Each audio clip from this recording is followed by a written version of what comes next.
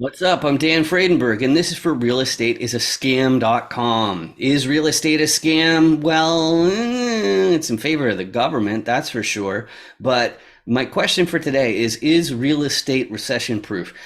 Is real estate recession proof? One of the things that blows people's minds if they are full timers is when people try to, label real estate as if it's just one market, and it's not. It's hyper local. See, when you actually invest in real estate or commercial real estate, all of the other details of what's going on around the country, they almost stop mattering, because all that matters is like, what are the soil conditions where your property is? What are the actual issues with the structure and things like that? It becomes super specific like that. And when you say, is real estate recession proof, there are ways where I'd rather be like, even like, regardless of the economic situation, I'd rather be in real estate than in the other types of businesses that I found. And I've been in like all sorts of retail, industrial manufacturing, lots of different things. And sure, when people don't have as much money lying around, then it's going to be a bad time for everybody who's involved. But when you say, is real estate recession proof, I take it to be there's two different parts to that. The first one is, will the value of my investment stay static? So we've seen a couple different issues in the past. Like 2008 is the big one in my mind as far as a real estate crash, even though it was actually a financing crash that was based on real estate. So then you can definitely lose on that. But what's really going on as far as this first point on, is real estate recession proof, you have to compare it to the alternatives. So if you put just cash in a bank, then since inflation is going on all the time, that's depleting at the value of that store. Okay, so we've got this thing called value that's independent of dollars themselves. Okay, so it's not part of the currency.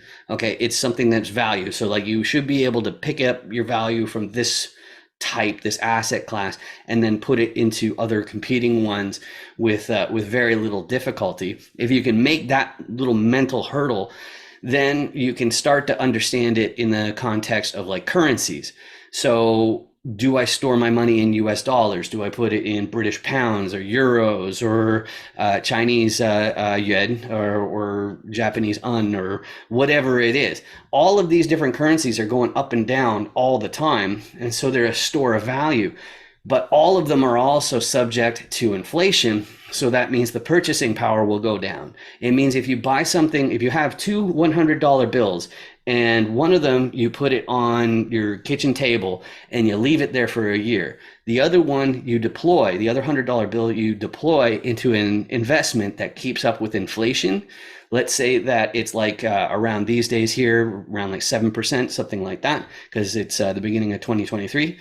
What would happen is, after the year, the $100 bill that you left on the table would only be able to buy $93 worth of stuff. Whereas the one that you deployed, you should in theory be able to sell it. Maybe you take a haircut because you're doing it immediately. So the idea being is, maybe it's better to let it roll, let it ride, and stay invested for another 5 years, 6 years, whatever it is. But you should be able to buy more than $100 worth of stuff, or at least the same amount as you can today, if it's properly deployed in something that beats inflation. So it's got that part covered. But the other thing too is, what the second point I was saying earlier is, the reason why real estate is recession proof for insiders is because they're like, regardless of the economic situation, there's always going to be somebody who's making money. Okay, you'll often see a lot of commercial real estate syndicators eager to find, doctors and attorneys and engineers, people who have high amounts of wages. And those people, in theory, they should be making more money than they can spend. So they need to put their money somewhere, and they need to be able to beat a typical bank account. Now, maybe they like the idea of investing in Main Street, investing in their local area, making sure that it's not just Wall Street buying up everything in your area and then squeezing the public, basically making the town you live in a pretty crappy place to be. So if you're the insider, though, it doesn't matter if you're actually a physician and you're practicing, or if you're an attorney and you're practicing law. You can still do commercial real estate. You can still do real estate by being the person who comparatively has their ear to the ground. If you're doing real estate full time and you don't have a W-2, then what you're going to be doing is you have to be the person with the ear to the ground even more than those people who are doing it part time, or you need to get in with those people and then they can create a fund and then they can invest in your deals or something like that. So I haven't explained what about that makes it recession proof. I'm tripping over my words more than I usually do. Sorry about that.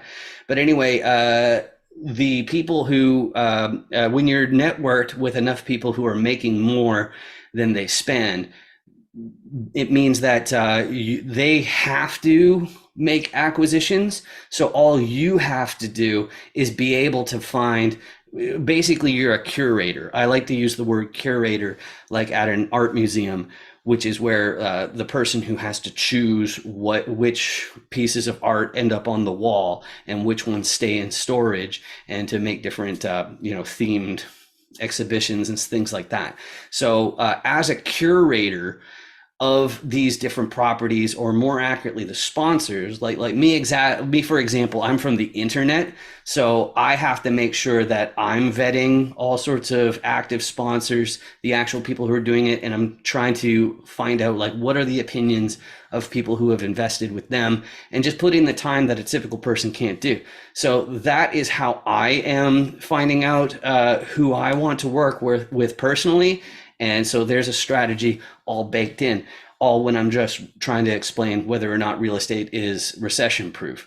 So my answer is, like, if you say the word proof, that's a bit of a stretch, but there's always room for profit in real estate if you have the right knowledge, the right network, and you're doing the right steps of talking to people who are retiring, or maybe they're getting a divorce, maybe like just anything that's going on that makes somebody go, it's like, sure, this is a perfectly decent business, but I'm willing to part with it for the right price.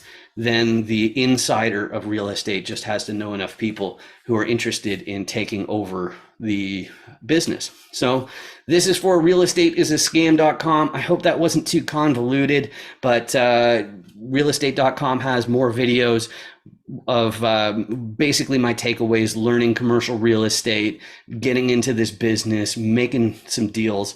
And what I'm really trying to do is I'm trying to find the things where it's like, well, a perfectly reasonable, smart person could get into this industry and still lose their shirt.